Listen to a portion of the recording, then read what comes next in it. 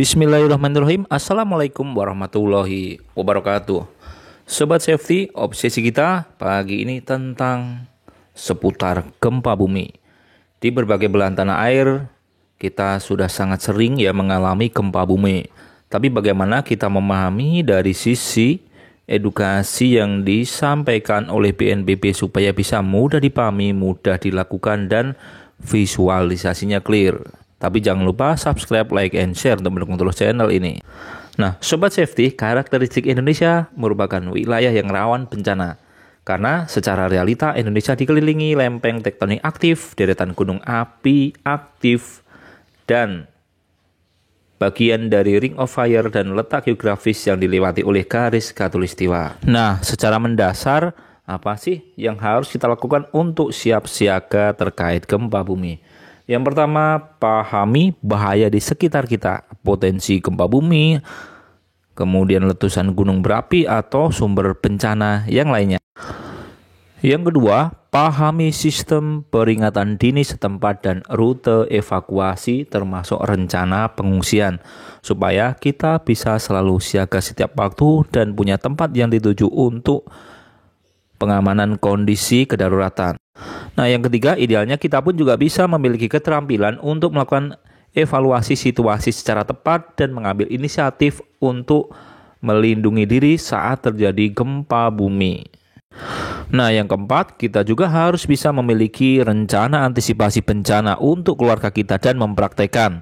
Kita bisa melibatkan dalam emergency drill bersama pemerintah untuk situasi daerah yang rawan gempa bumi. Yang kelima, ini erat kaitannya dengan yang keempat, yaitu mengurangi dampak bahaya melalui latihan mitigasi bersama pemerintah dan dinas yang terkait, supaya nantinya masyarakat tetap siaga dan bersinergi dengan pemerintah agar jika terjadi sesuatu hal, kita bisa responsif untuk meminimalkan keparahan akibat bencana ini.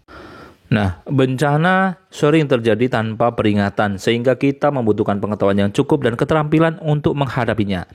Salah satu kebutuhan yang diperlukan untuk menghadapi adalah rencana kesiapsiagaan dalam kondisi emergensi atau darurat. Ada 3 upaya utama dalam menyusun rencana kesiapsiagaan untuk menghadapi bencana. Nah, di poin yang pertama, punya rencana darurat keluarga. Ada beberapa poin penting dari analisa ancaman bahaya di sekitar kita, identifikasi titik kumpul, nomor-nomor penting yang harus kita simpan dalam handphone, termasuk rute-rute evakuasi dan identifikasi lokasi untuk mematikan air, gas, dan juga listrik. Identifikasi titik-titik aman di dalam bangunan dan identifikasi anggota keluarga yang rentan seperti anak-anak, lanjut usia, ibu hamil, dan penyandang disabilitas. Rencana darurat keluarga yang kedua poinnya adalah kita harus menyiapkan tas siaga bencana. Tas ini adalah tas yang kita perlu persiapkan untuk anggota keluarga untuk jaga-jaga bila terjadi sesuatu hal bencana setiap waktu atau kondisi darurat lain. Tujuannya apa? Tas ini adalah sebagai persiapan untuk bertahan hidup saat bantuan belum datang dan memudahkan kita saat evakuasi menuju ke tempat yang aman. Beberapa hal yang kita bisa isi untuk tas ini antara lain untuk keperluan 3 hari di antaranya pakaian, kemudian makanan ringan, air minum, kotak P3K, radio, komunikasi atau telepon, perlengkapan mandi, masker, peluit, uang, termasuk alat bantu penerangan. Tidak lupa pula kita isikan di dalamnya adalah surat-surat penting atau surat berharga. Nah, yang ketiga, rencana darurat keluarga yang harus kita tahu adalah bagaimana kita harus menyimak informasi dari berbagai media seperti radio, TV, media online, atau sumber informasi lain yang valid supaya kita bisa mendapatkan update dan bagaimana mitigasi kondisi darurat. Kita pun juga harus bisa memahami dan mengetahui daftar untuk melihat upaya perlindungan yang harus kita kenali.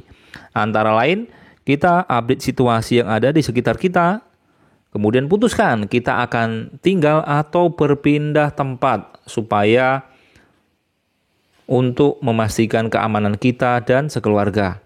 Kemudian sumber air bersih, kemudian tempat untuk dapat bernafas, artinya kita bisa clear untuk kenyamanan dan faktor kesehatan. termasuk lindungi diri kita dari reruntuhan dan juga beri sinyal kepada penolong andai kata kita mengalaminya. Kita pun juga harus mengupayakan bagaimana hygiene, penting untuk memastikan air yang layak minum dan sanitasi. Nah, ini perlu usaha bersama, kerjasama antara pemerintah dan masyarakat untuk mewujudkan hal ini. Nah, Sobat Safety, kita pun juga harus tahu apa sih definisi gempa bumi. Gempa bumi adalah bergoncangnya bumi karena tumbukan antar lempeng bumi, aktivitas sesar atau patahan, aktivitas gunung api atau runtuhan batuan. Sifatnya bisa terjadi sesaat dan merusak, ya. Dapat juga menghancurkan bangunan dan infrastruktur dalam waktu yang sekejap mata. Nah, Sobat Safety, saat ini ya belum ada ya ahli dari institusi yang mampu memprediksi kapan terjadinya gempa bumi. Institusi yang berwenang untuk mengungkapkan informasi dan kejadian adalah BMKG. Kita dapat mengetahui informasi ini melalui webnya BMKG. Nah, kita pun juga harus memahami aktivitas terkait dengan pra-bencana. Artinya kita harus menyiapkan rencana untuk penyelamatan apabila gempa bumi terjadi.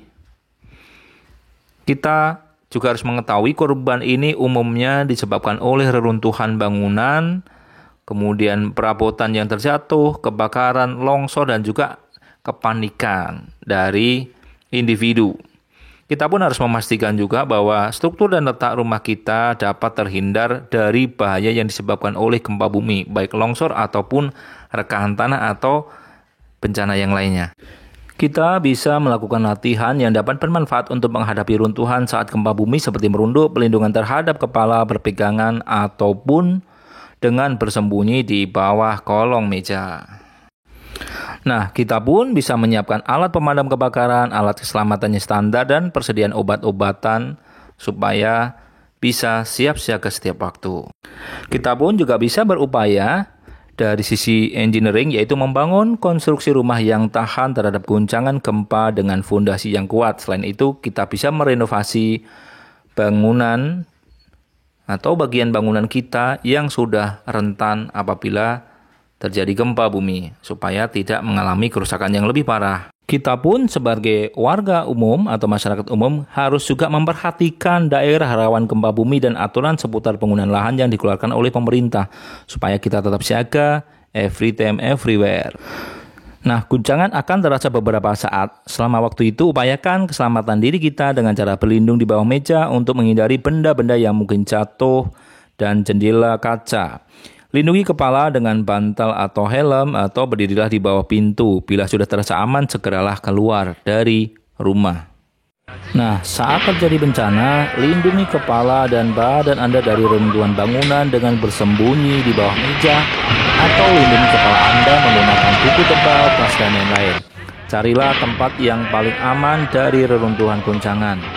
Lari keluar apabila masih dapat dilakukan.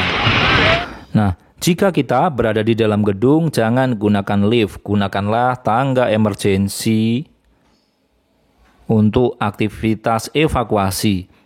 Apabila sudah di dalam elevator, tekan semua tombol atau gunakan interphone untuk panggilan kepada pengelola bangunan. Nah, saat terjadi bencana di tempat terbuka, hindari bangunan yang ada seperti gedung, tiang listrik, pohon besar, atau papan reklame yang berpotensi menjatuhi dan mencederai kita.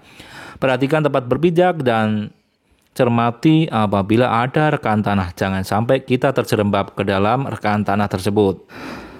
Nah, saat kita di dalam mobil, saat situasi gempa bumi besar, kita akan kehilangan kontrol. Maka jauhi persimpangan, pinggirkan mobil Anda di kiri bahu jalan, dan berhentilah. Ikuti instruksi dari petugas berwenang dengan memperhatikan lingkungan sekitar atau melalui alat komunikasi lainnya seperti radio atau handphone untuk meminta arahan tindakan darurat saat itu. Nah, apabila kita tinggal atau berada dekat pantai, maka jauhi pantai menuju ke tempat yang lebih tinggi untuk menghindari gelombang tsunami. Nah, jika kita tinggal di daerah pegunungan, hindari daerah yang mungkin terjadinya longsoran ya, Sobat Safety. Lalu apa ya yang kita harus lakukan setelah gempa bumi selesai? Nah, keluarlah dari bangunan tersebut dengan tertib. Periksalah ada nggak yang terluka. Apabila kita kompeten, lakukan P3K. Jangan menggunakan tangga berjalan atau lift, gunakanlah tangga biasa atau tangga emergensi. Telepon atau mintalah bantuan atau pertolongan apabila terjadi luka parah pada diri Anda atau orang-orang yang ada di sekitar kita semuanya. Nah, lalu periksa lingkungan sekitar kita. Apabila Anda terjadi kebakaran, periksalah apabila terjadi kebocoran gas. Periksa juga apabila terjadi arus pendek atau korsleting listrik, termasuk juga periksa aliran dan pipa air. Periksa segala hal yang dapat membahayakan dengan cara mematikan listrik, tidak menyalakan api dan aktivitas yang lain untuk meminimalkan dampak yang bisa terjadi. Nah, lalu jangan masuk ke bangunan yang sudah terjadi gempa bumi. Kemungkinan masih terdapat reruntuhan yang dapat mencederai kita dan orang-orang yang ada di sekitar kita. Kemudian tips yang terakhir, jangan panik dan jangan lupa selalu berdoa kepada Allah SWT supaya kita diberikan keamanan dan keselamatan untuk kita semuanya dan sekeluarga serta orang-orang yang ada di sekitar kita. Demikian disampaikan, akhirul kalam. Wassalamualaikum warahmatullahi wabarakatuh.